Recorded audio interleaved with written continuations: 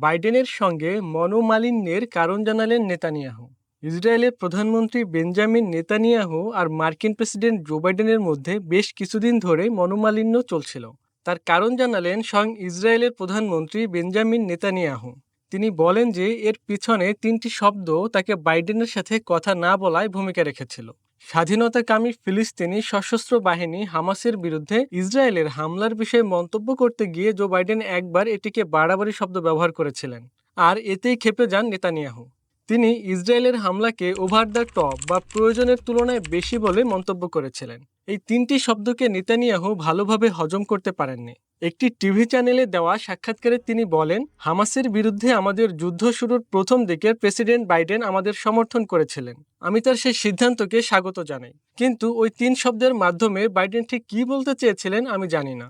সেই দিনের পর থেকে আমি ওর সঙ্গে আর কথা বলিনি। 2023 সালের 7ই অক্টোবর হামাসের বিরুদ্ধে ইসরায়েল যুদ্ধ ঘোষণা করে। তার আগে ইসরায়েলের ভিতরে ঢুকে বহু মানুষকে বন্দী করে নিয়ে গিয়েছিল হামাস। সেই হামলার প্রতিশোধ নিতে নেতানিয়াহু হামাস নির্মূল না করা পর্যন্ত যুদ্ধ চালিয়ে যাবেন বলে শপথ করেন। আর সেই শপথের ফলস্বরূপ যুদ্ধ এখনও চলছে। যুদ্ধের শুরু থেকে আমেরিকা কিন্তু ইসরায়েলের সাথেই আছে, আর যতদিন যাচ্ছে ইসরায়েলের হামলার নৃশংসতা তত বৃদ্ধি পাচ্ছে। নেতানিয়াহুর আক্রমণে গাজা এখন ধ্বংসস্তূপে পরিণত হয়েছে।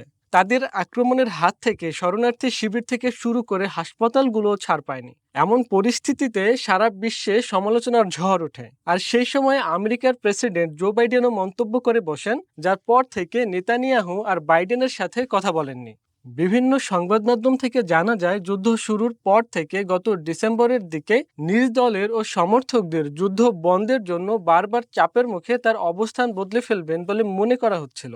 আপনার কি মনে হয় এই শব্দগুলো ব্যবহার করা প্রেসিডেন্ট জো বাইডেনের জন্য ভুল ছিল?